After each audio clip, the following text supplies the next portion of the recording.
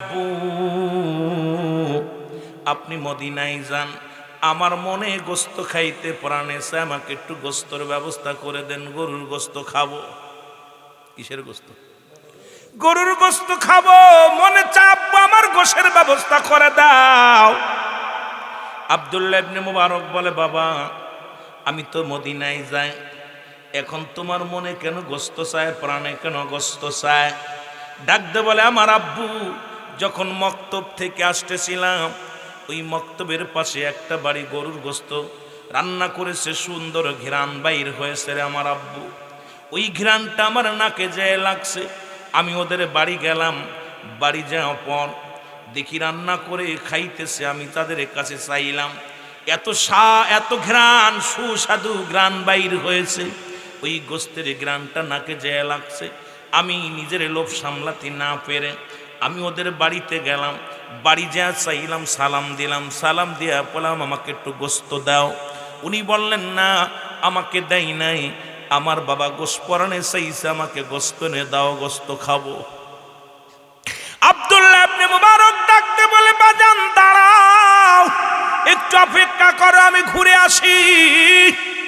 উনি রওনা হয়ে দিলেন। বাড়িতে যে সালাম দা, আসসালামু আলাইকুম। ওয়ালাইকুম আসসালাম। বাড়ি কেউ আসেননি? কয়ে আসি। এই বাড়ি কি গরুর গোস্ত রানছেন? বলে হ্যাঁ। আপনারা কি গোস্ত আনছেন? বলে হ্যাঁ। রান্না করেছেন? বলে হ্যাঁ। আমার ছেলে আইছিল নি? বলে হ্যাঁ।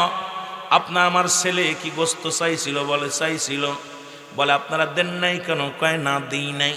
আপনি কি জানেন না প্রতিবেশীর হক রব্বুল আলামিন যারা ব্যবহার করছে প্রতিবেশীর হক বিষয়? সুতরাং আমার বাড়ির পাশে আপনি বাড়ি, আমার ছেলেও মুসলমান, আপনিও একজন মুসলিম, সুতরাং আপনি গোস্ত রান্না করেছেন, আমার কলিজার টুকরা সন্তান আছে, তাকে একটা টুকরা দিতে পারতেন, কিন্তু আমি দেন নাই। কেন দেন নাই? বলে কেন দিই নাই এর জবাব আমি তোমারে কেমনে দিব রে মোবারক, আমি তোমারে কেমনে দিব? কারণ তোমার কাছে এই কথা বলে লাভ নাই, কারণ তুমি তো আমাদের খবর রাখো নাই। জোরে জোরে চিল্লায়া বলা যাবে না আল্লাহু আকবার।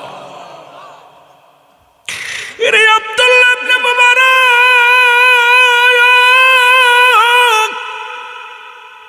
তোমার পদধূলি পায় আমি ধন্য। তুমি এলাকার মধ্যে একজন নামি দামি মানুষ, হাজী মানুষ, অনেকবার মক্কা মদিনায় গেছো, রাসূলের জিয়ারত করেছো, তোমার পদধূলি পায় আমি ধন্য হয়েছি, কেন গোস্ত দিলা না আগে বলো? বলে এ মোবারক রে, আজ 3টা দিন আমার ঘরের মধ্যে কোনো খানা নাই, আমার 5টা ছেলে মেয়ে ক্ষুধার যন্ত্রণায় ছটফট করে রে। প্রতিদিন আমি মদিনায় যাই, কাজের জন্য যাই, শহরে যাই, কোন মানুষ আমারে কাজ দেয় না। সন্ধ্যা হয়ে গেলে আমি ফিরে আসি বাড়ি, শূন্য ব্যাগটা নিয়ে আসি। প্রতিদিন আজকে যখন আমি কাজে বাইর হলাম, আমার ছোট ছেলেটা কান্দিয়া কান্দিয়া ডাকতে বলে, বাবা আমরা মনে হয় আর বাঁচবো না, আজ 3টা দিন একটু পানিও নাই, খাবারও নাই। বাবা গো, তোমার কলিজার টুকরা সন্তান বুঝি আর বাঁচবে না, তোমার ছেলে মারা যাবে গো বাবা, আজকে যদি খাবার না আনো বাবা, ও আমার আব্বা জান, এই ক্ষুধার যন্ত্রণায় আমরা মারা যাব বাবা গো। আমি ব্যাগটা নিয়ে রওনা হয়ে গেলাম কাজের সন্ধানে। অলিগলিতে ঘুরলাম, কেউ আমার একটা কাজ দিল না, কেউ আমার একটা কাজ দেয় নাই, এমনকি একটা খুরমাও দেয় নাই, একটা খেজুরও দেয় নাই। যখন আমি বাড়ির দিকে রওনা হয়ে গেলাম ব্যাগটা দিয়ে, আমার ছেলের কান্না আমার হৃদয়ের ভিতরে লাগতেছিল। ওই ছেলের, ছোট ছেলের কান্নাটা, আব্বু ও আমার আব্বু, আমি আর বাঁচবো না, ক্ষুধার যন্ত্রণা সহ্য করতে পারি না, এই কথাটা বারবার আমার কানে ভেসে আসতেছিল। আর ওই সন্তানের চেহারা মোবারক, চেহারাটা আমার চোখের সামনে বারবার ভাসতেছিল। এ আব্দুল্লাহ ইবনে মুবারক, আমি আসার পথে দেখি একটা গরু মরে আছে, ওই গরুটার গোস্ত শিয়াল কুকুরে ভাগ করে খাচ্ছে। আমি ওই শিয়াল কুকুরগুলো তাড়াইয়া গরুর কি করলাম, ওই গরুটার দেহ মুবারক থেকে দাপনা থেকে কিছু গোস্ত কেটে এনে আমার কলিজার টুকরা সন্তানদের রান্না করে দিছি। ওই মরা গরুর গোস্ত কেটে এনে আমার সন্তানদের রান্না করে খাইতে দিছি। এ মোবারক, তুমি ধনী মানুষ, তোমার তো অভাব নাই, তুমি একজন হাজি মানুষ, তোমার তার অভাব দেই নাই, এই জন্যে তোমার ছেলের গোস্ত দিই নাই, কারণ আমার কলিজার টুকরাগুলো না খেয়ে মারা যায়, এই কারণে আমি ওই মরার গরুর গোস্ত আমার সন্তানদের খাওয়াইছি, তোমারে দেই নাই। এর জন্য আমার অপরাধ কি আমি আপনারে বলতেছি, এই কারণে আমি দিই নাই, এই কারণে আপনার সন্তানের আমি এক টুকরা গোস্ত দিই নাই। আব্দুল্লাহ ইবনে মুবারক বলে, ভাই দাঁড়াও আমি আসি। এক দড়ি বাড়ি চলে গেলেন।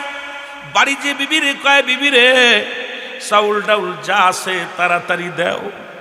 আমি কি করলাম, রব্বে কারিমের কাছে ধরা পড়ে যাও। আরে বিবি তাড়াতাড়ি আয়, আমি বছর মদিনায় যাব না, হজ করতে যাব না। চাউল ডাউল নিয়ে নিজের মাথায় বেঁধে নিয়ে চলে গেলেন। বাড়িতে যাইয়া ডাক দে কয়, ভাই এই নাও তোমার সন্তানদের রান্না করে খাওয়াও, এই নাও টাকা, যা লাগে তাই এনে নাও। আমি বছর মদিনায় যাব না, আমারে তুমি ক্ষমা করে দিও। আমি তোমাদের খবর নিতে পারি না, আমি প্রতি বছর মদিনায় চলে যাই, অথচ আমার পাশের বাড়ির মানুষগুলো না খেয়ে আসে, আমি খবর নিই নাই। আরে রব্বি কারিম, তুমি যদি আমারে ধরো জবাব দিতে পারবো না রে আল্লাহ।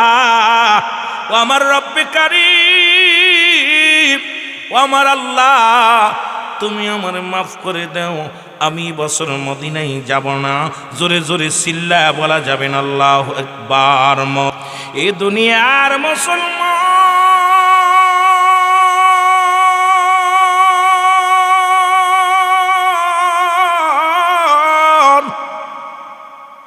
দিলের কান্ডা লাগা শোনো, দিলের কান্ডা লাগা শোনো গো। ডাক দি বলে, আব্দুল্লাহ ইবনে মুবারক রে, ও মুবারক, তুমি আমার সব কিছু দিয়া দিলা। মুবারক কয়, আমি দুনিয়ার মধ্যে যাক, আমি বছর মদিনায় যাব না, তোমার বাচ্চাদের ভালো মন্দ খাওয়াও বলিয়া মুবারক মদিনা গেলেন না। ৪৫টা দিন পরে হাজি ভাইয়েরা দেশে ফিরে আসছে। সবাই মোবারকের বাড়িতে হাজির। মহল্লার হাজিগুলো এসে বলে, হাজি সাহেব আপনি এমন পাষাণ্ড হয়ে গেলেন, একই তাঁবুর মধ্যে নামাজ পড়লাম, একই তাঁবুর মধ্যে ঘুমাইলাম, একই জায়গা দিয়ে নবীর রওজা জিয়ারত করলাম, আপনি কবের ফ্লাইটে আসলেন, আমাদের তো বললেন না, না বলে চলে আসলেন। মুবারক কয়, খোদার কসম রে, আমি এবছর মদিনায় যাই নাই, এবছর হজ করতে যাই নাই। এরম ডাকতে বলে, হাজিরা ডাকতে বলে, মুবারক তুমি হাজি মানুষ, মিথ্যা বলো কেন গো? একই তাঁবুর মধ্যে খাইলাম, একই তাঁবুর মধ্যে ঘুমাইলাম, একই জায়গা কত না সময় কাটালাম, তুমি আমাদের থুয়ে চলে আসছো, আর এখন বলো আমি যাই নাই, কেন মিথ্যা বলো? মুবারক কয়, খোদার কসম করে বলি, আমি বছর মদিনায় যাই নাই। কয়ে তপ করলাম একসাথে দৌড়াইলাম, একসাথে ঘুমাইলাম, একসাথে খাইলাম। কই না, আমি বছর মদিনায় যাই নাই।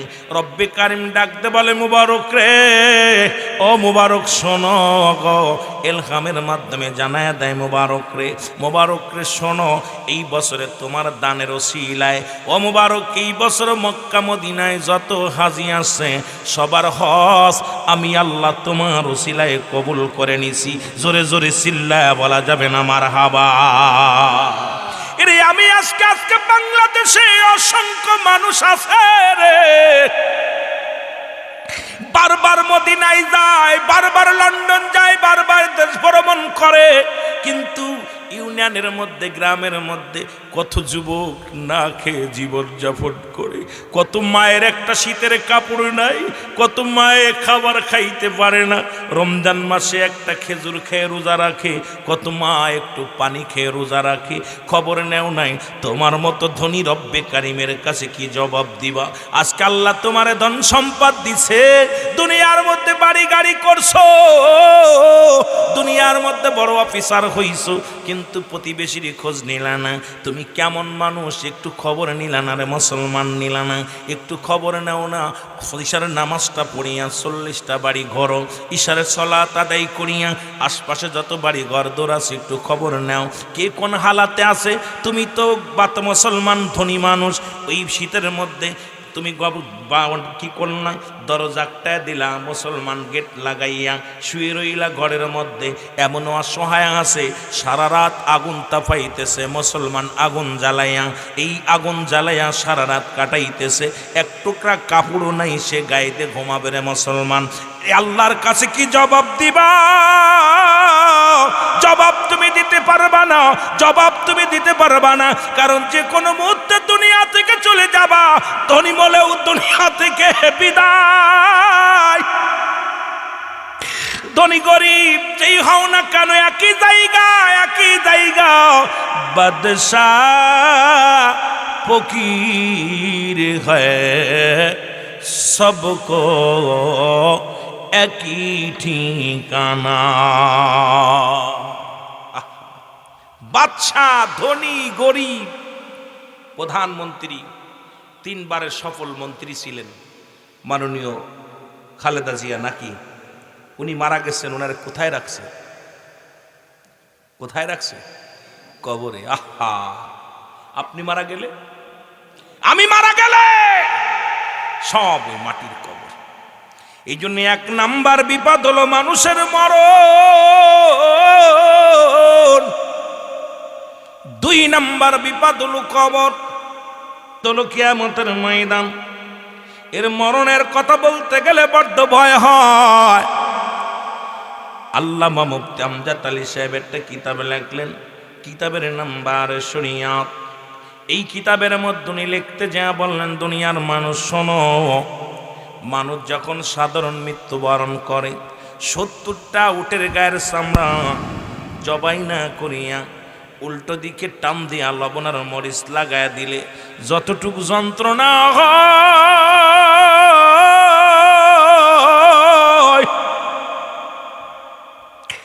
এর চাইতে 70 গুণ যন্ত্রণা হলে একটা সাধারণ মৃত্যু। এখন আমরা যারা মরণকালে পায়খানা করে দিই রে, মরণের সময় কত মানুষ প্রস্রাব করে দেয়, মরণের সময় কত মানুষ চোখ দুটি বড় বড় হয়ে যায়, মরণের সময় কত মানুষের মুসলমান জিহ্বাটা বড় হয়ে যায়, জিহ্বা এক হাত বাইর হয়ে গেছে। আল্লাহ আল্লাহ, কত মানুষের কাপন পরাইলাম, কত মানুষের দাপন করলাম রে, ওই মরণের সময় পায়খানা প্রস্রাব করে দিছে।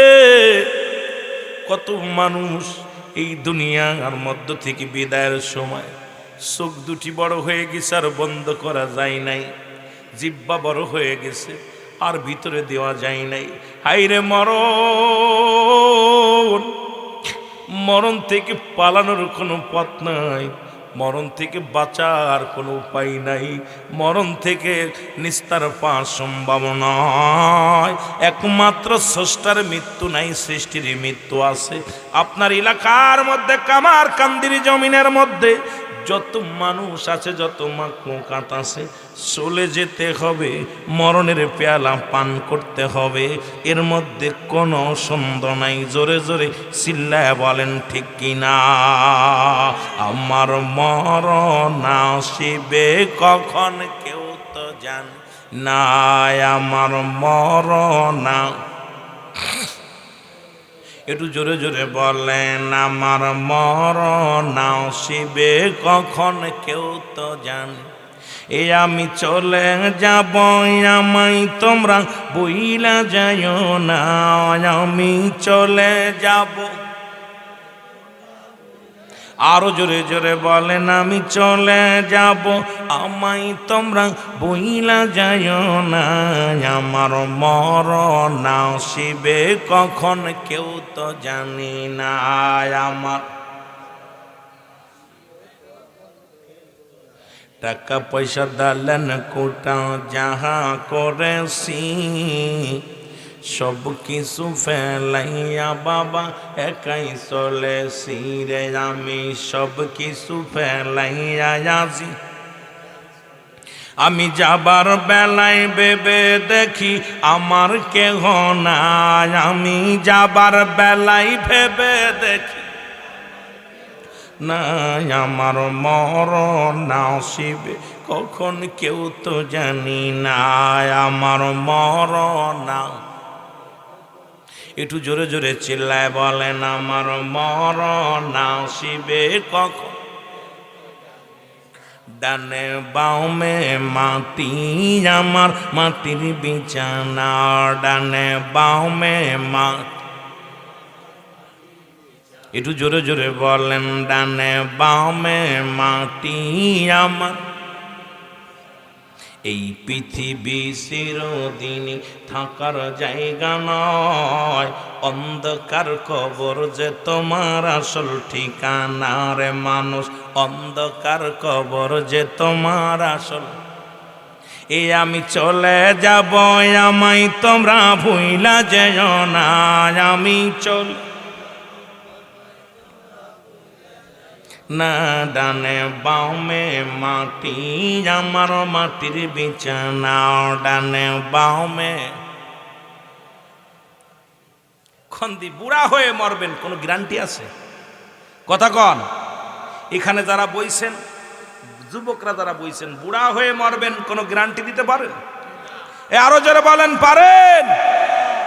সব শেষ কুল্লু মান আলাইহা ফান, সব শেষ করে দিবে কে? আরো জোরে বলেন, কে? বিশ্বাস আছে কার কার? বিশ্বাস আছে কার কার? একটু জোরে হাত তোলেন না। আয় হায়, জ্ঞানী মানুষের দেরি হবে কেন? সব শেষ করব কে? আল্লাহ। এ দুনিয়ার মুসলমান গভীর মনোযোগ। পৃথিবীর মধ্যে আসার একটা সিরিয়াল আছে, যার কোন সিরিয়াল নাই রে। দেখা যায় বাবা জিন্দা, সন্তান দুনিয়ার মধ্যে নাই। কত বাবা তার সন্তানের দাফন করাইল, কত বাবা তার মেয়ের দাফন করাইল, কত বাবা কলিজার টুকরো সন্তানের নিজ হাতে দাফন করাইল, নিজ হাতে মাটি দিল। আবার কত সন্তান বাবার লাশটা কাঁধে নিয়ে কবরে রাখলো। ও যুবক শুনে নাও, দেখা যায় বাবার কাঁধে সন্তানের লাশ, সন্তানের কাঁধে বাবার লাশ, দাদার কাঁধে নাতির লাশ, নাতির কাঁধে দাদার লাশ। বুড়ো দাদা বেঁচে আসে, নাতি নাই। দাদা হাঁটতে পারে না, বিছনায় পড়ে আসে, নাতিরে মাটি দিতে হয়। কারণ রব্বে কারিম কখন যেন কার মালাকুল মউত যেন কখন পাঠায় দেয়, কখন যেন আপনার কাছে চলে আসে। ধরা পড়ে যাব, বাঁচানো সম্ভব নয়। ও যুবক বন্ধুরা শুনে নাও, শুনে নাও। তাই তো লোকমান হাকিম ২৬ জন নবীর কথা কুরআনুল কারীমের মধ্যে উল্লেখ আছে। এর মধ্যে আরেকজনের কথা আছে যার নাম লোকমান হাকিম, যারা পৃথিবীর মধ্যে এত মুসলমান এই যে জায়গাতে যাইতো তামাম পৃথিবী ঘোরাঘুরি করলো। এর মুসলমান জঙ্গলের মধ্যে যায়, জঙ্গলের গাছগুলো ডেকে বলে, ও লোকমান তুমি আমার নিয়ে যাও, আমাকে নিলে অমুক অমুক রোগ সেরে যাবে। তুমি আমাকে নিয়ে যাও, আমাকে নিয়ে গেলে অমুক রোগটা সেরে যাবে। ও লোকমান তুমি আমারে নিয়ে যাও, আমারে নিলে তোমার এই রোগটা ভালো হয়ে যাবে। লোকমান তুমি আমারে নিয়ে যাও, এই রোগের ওষুধ ছেড়ে আমি ওষুধ আমাকে সেবন করলে সেরে যাবে। লোকমানে কিন্তু সারা পৃথিবী ঘুরে ঘুরে বন জঙ্গলায় কাটায় আর চিন্তা করে, রব্বে কারীম যদি আমি হায়াতের মতো কোনো কিছু পাই রে, যদি কোন জঙ্গলের গাছ আমাকে ডাকতে বলে, লোকমান তুমি আমার নিয়ে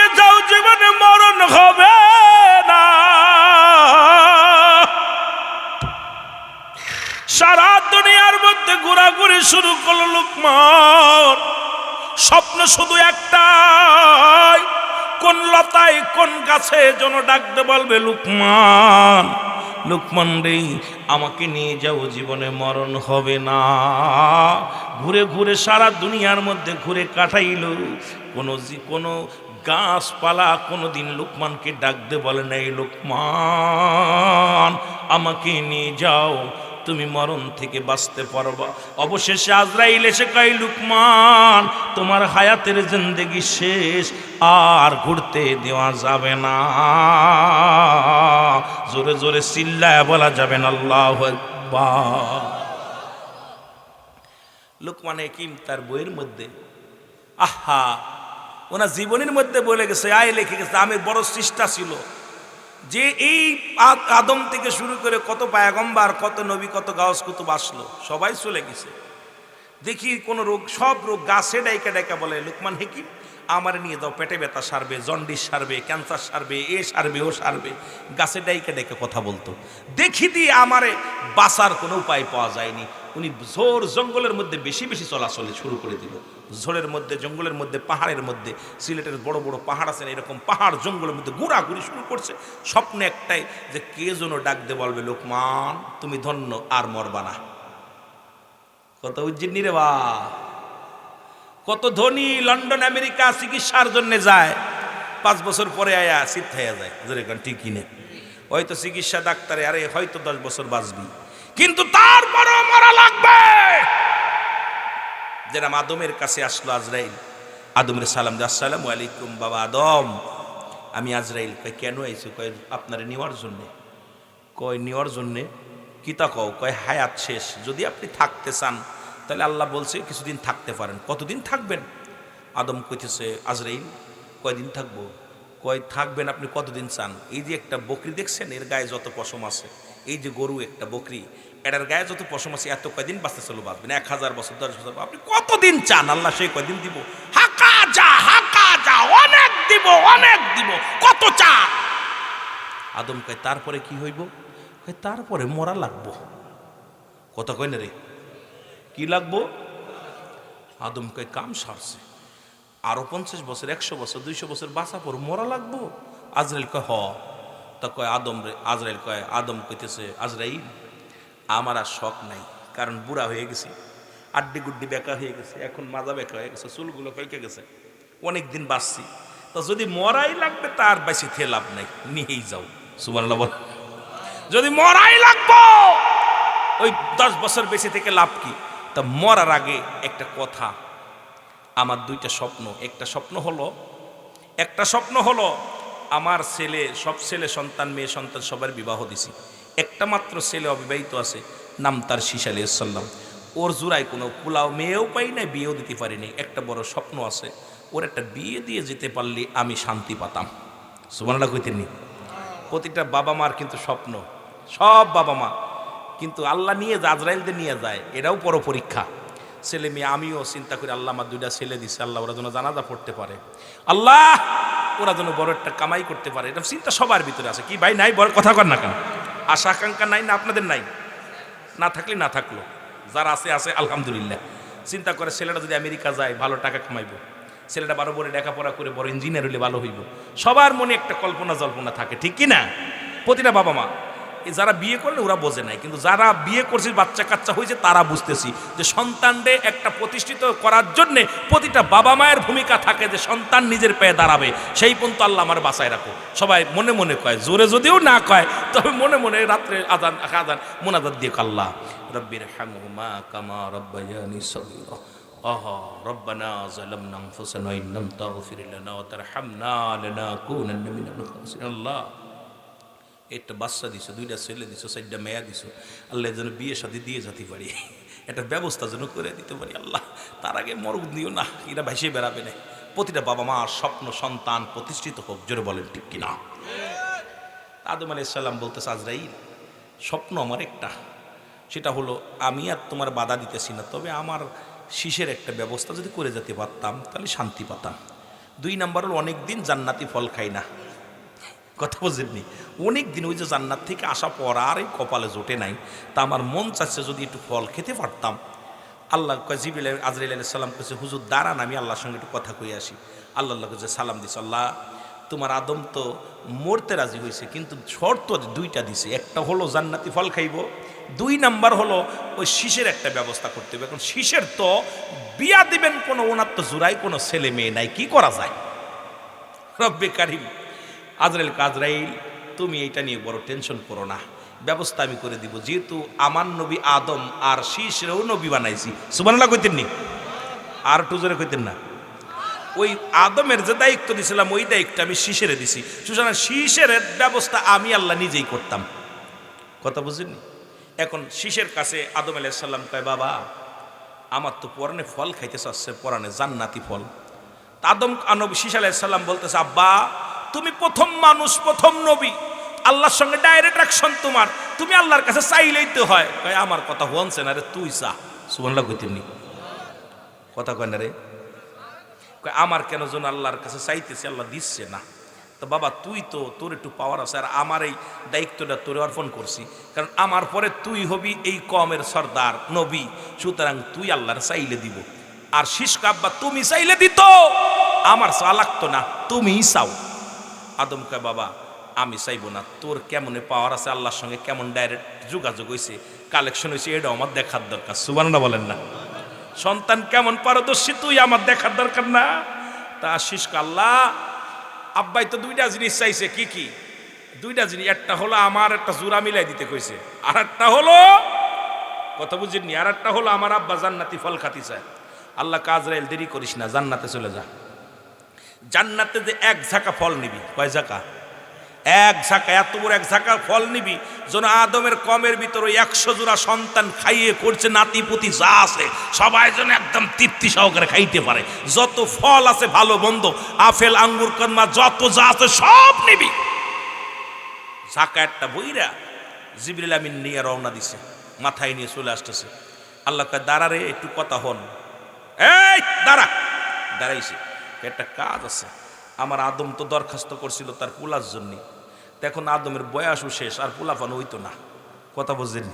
এখন আর দেওয়ার সময়ও নাই, কারণ এখন চলে আসার সময় হয়েছে, এখন আর দেওয়ার সময় নাই, হাওয়ারও সময় নাই, আদমেরও সময় নেই। তো একটা কাজ কর, জান্নাত থেকে একটা ভালো দেইকা একটা হুর নিয়ে যা। সুবহানাল্লাহ কইতেননি? আর একটু জোরে বলেন না?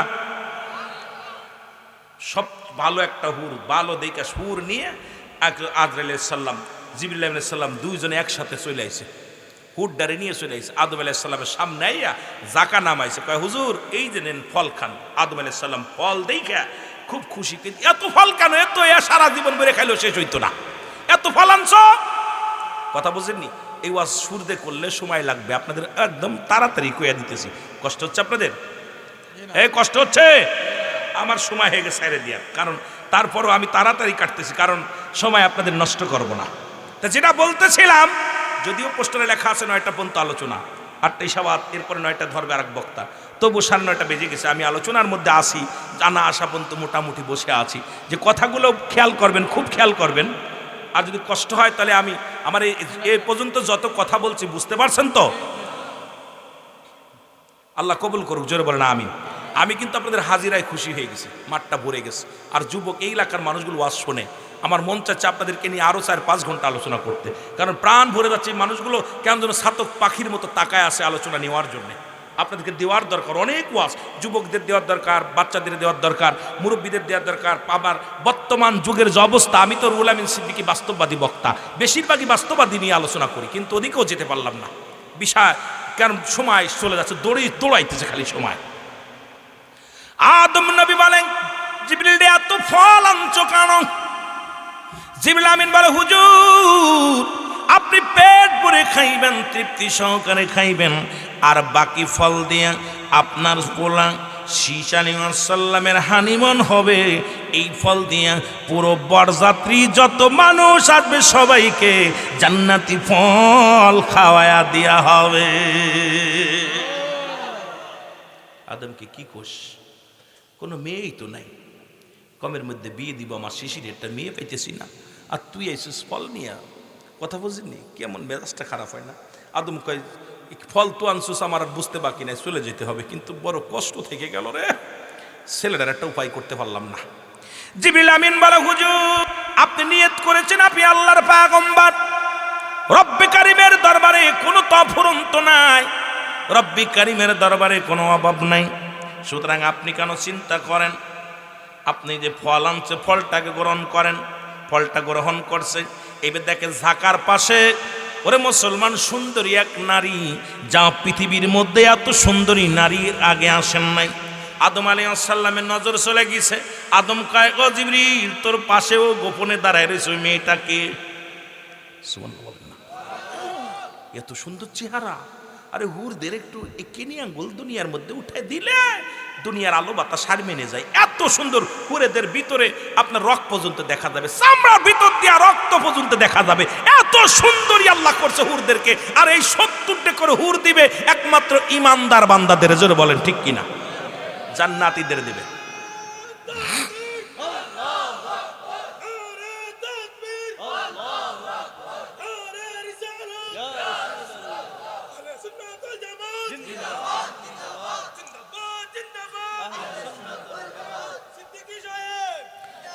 তাকবীর দেওয়ার পর একটা উপকার হয়েছে ভাই।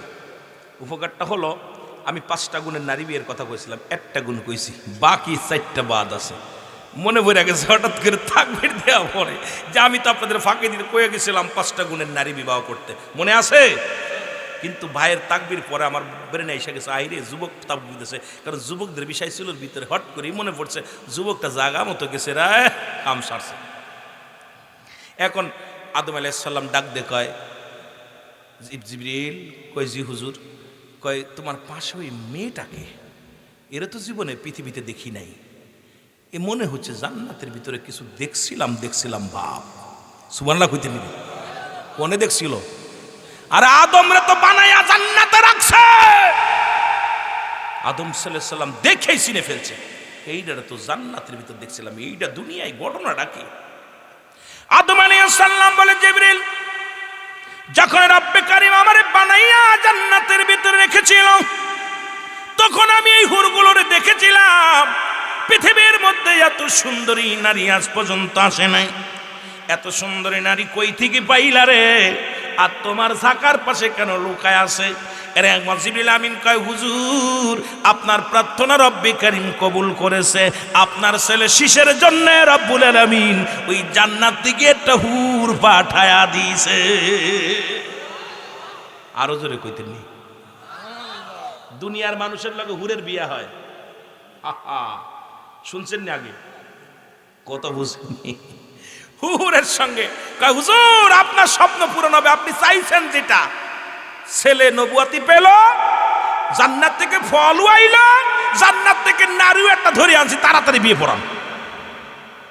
আজকে বিয়ে পড়াইবেন, বিয়া বিবাহ পড়ানো পরে এই জান্নাতি ফলগুলো আজকে যারা যাত্রী হবে তারাই শুধু খাবে, বর খাবে, কোনে খাবে। এই জান্নাতি ফলগুলো খান। এবার তৃপ্তি সহকারে সবাই ফল খেলেন। আদম আলাইহিস সালামের কলিজার টুকরা সন্তান শীষ আলাইহিস সালামের সঙ্গে মুসলমান জিবরিল আমিন সাক্ষী থেকে আজরাইল সামনে দাঁড়ায় রয়েছে। জিবরিল আমিন নিজে দাঁড়িয়ে আছেন, আদম নবী নিজে দাঁড়িয়ে আছেন। সুতরাং সঙ্গে সঙ্গে কলমা পড়াইয়া দুনিয়ার মধ্যে মুসলমান জান্নাতি নারীর সঙ্গে, হুরের সঙ্গে আদম আলাইহিস সালামের ছেলে শীষের বিবাহ বন্ধনে আবদ্ধ হয়ে গেছে। জোরে বলেন সুবহানাল্লাহ। বিয়া কমপ্লিট। আদমকে আজরাইল, বুঝতে পারছি আমার যাবার সময় হয়ে গেছে, বুঝতে পারছি সবগুলো যেহেতু পুরা করছে আল্লাহ, তার মানে আল্লাহ আমারে খুশি হয়েছে, আল্লাহ আমারে নিব। তবে কেমনে মৃত্যু হয় মুসলমান শুনে নাও। আদম আলাইহিস সালামকে আজরাইল বলে, হুজুর আপনার ছেলেদেরকে আপনি ঘরের ভিতরে যে শোবেন, ছেলেদেরকে আপনি একটু বাইরে বাইরে করে দেন, কারণ যখন আপনার রুহটা নেবে, যখন আমি জোরটা ধরব, আপনার সন্তানেরা বাবার ওই দৃশ্য দেখে সহ্য করতে পারবে না, কলিজা ফেটে যাবে। সুতরাং আপনি ঘরের ভিতরে যান, আপনার রুহটা বাইর করা হবে। জিবরিল আমিন যখন হুকুম দিলেন, আজরাইল দরজায় দাঁড়ায় আছে। মুসলমান শুনে নাও, আদম আলাইহিস সালাম ভিতরে গেলেন, রুহটা বাইর করলেন। রুহটা বাইর করার পর আজরাইল বাইর হয়ে আসলেন, জিবরিল আমিন চলে গেলেন। এমন সময় মুসলমান শুনে নাও, সন্তানেরা ঘরের ভিতরে গেল, যা দেখে আদম আলাইহিস সালাম আর দুনিয়ার মধ্যে নাই। দুনিয়ার মায়া ছেড়ে রব্বে কারিমের মেহমান হয়ে গেছে, জোরে বলা যাবে না মারহাবা।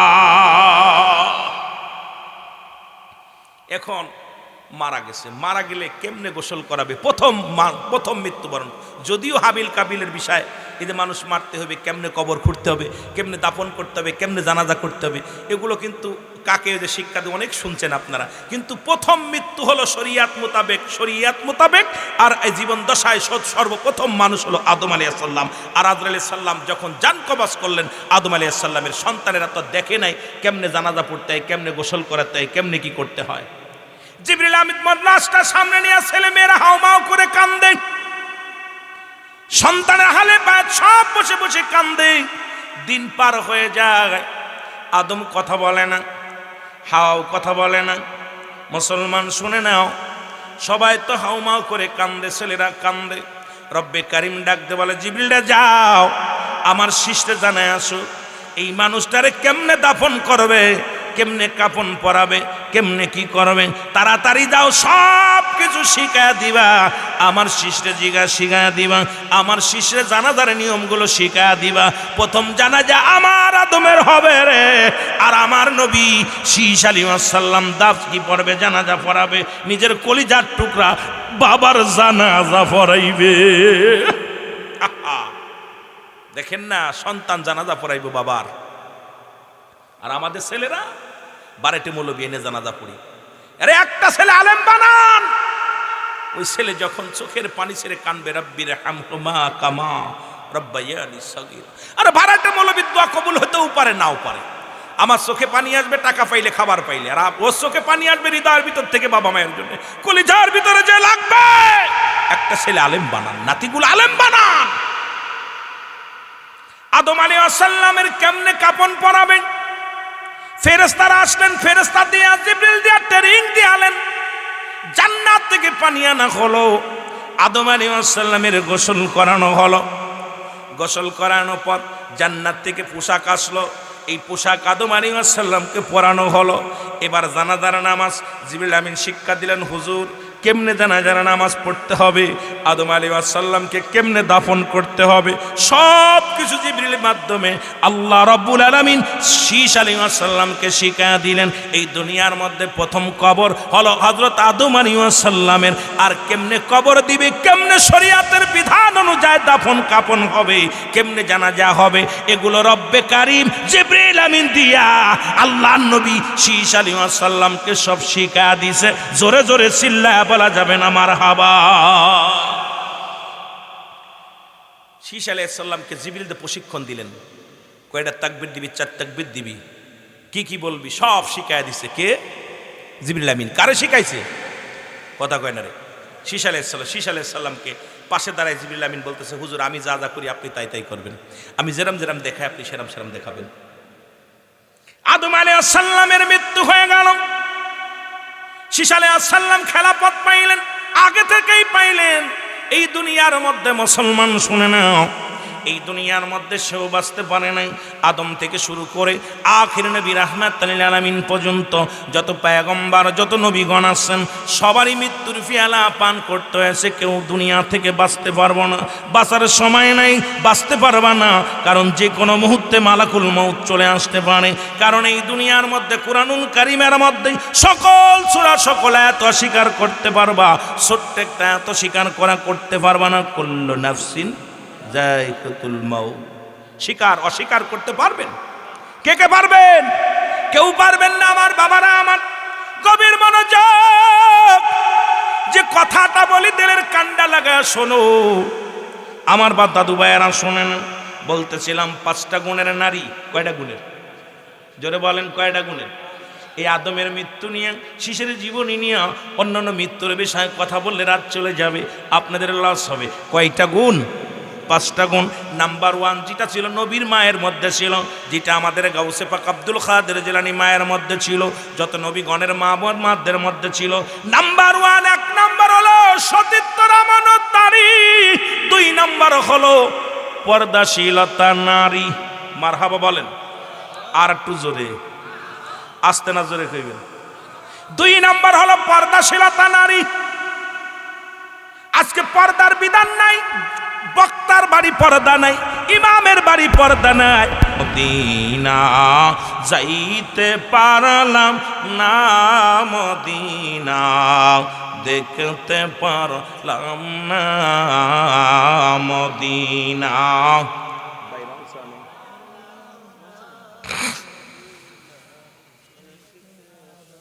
আরো জোরে বলেন, মদিনা যাইতে পারলাম না, মদিনা। বাজান একটু জোরে জোরে আওয়াজ দিয়ে বলেন, মদিনা যাইতে পারলাম না, মদিনা। আমি অসহায় তাই এত দূরে রই, আমি অসহায় তাই এত দূরে রই, দূর থেকে সালাম জানাই বল, দূর থেকে নাই, মদিনা যাইতে পারলাম না, মদিনা। মহব্বতে জোরে জোরে বলেন, মদিনা।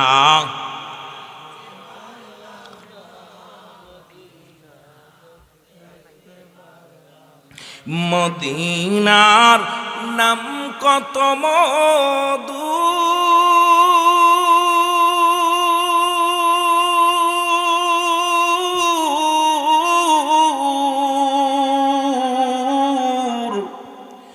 মদিনা আর যে কত দূর,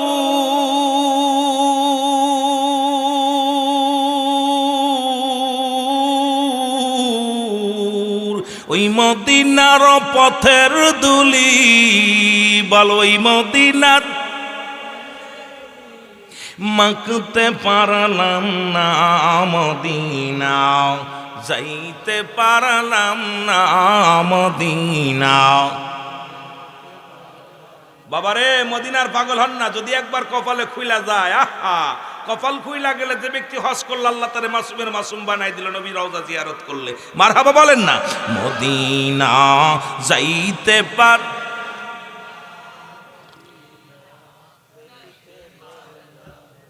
আমি অসহায় তাই এত দূরে রই, আমি অসহায় তাই দূর থেকে সালাম জানাই বল, দূর থেকে নাই, মদিনা যাইতে পারলাম না, মদিনা দেখতে পারলাম না, মদিনা যাইতে পারলাম না, মদিনা। মদিনার নাম কত সুন্দর,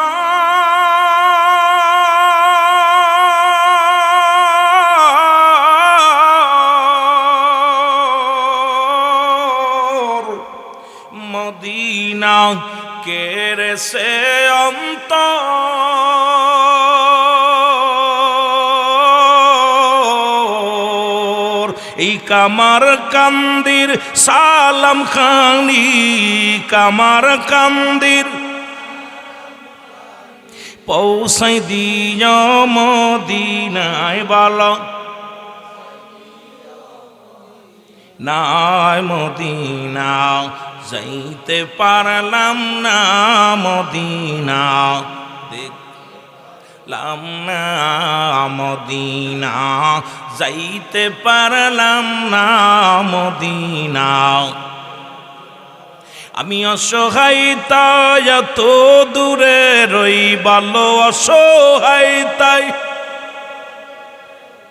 দূর থেকে সালাম জানাই বলো,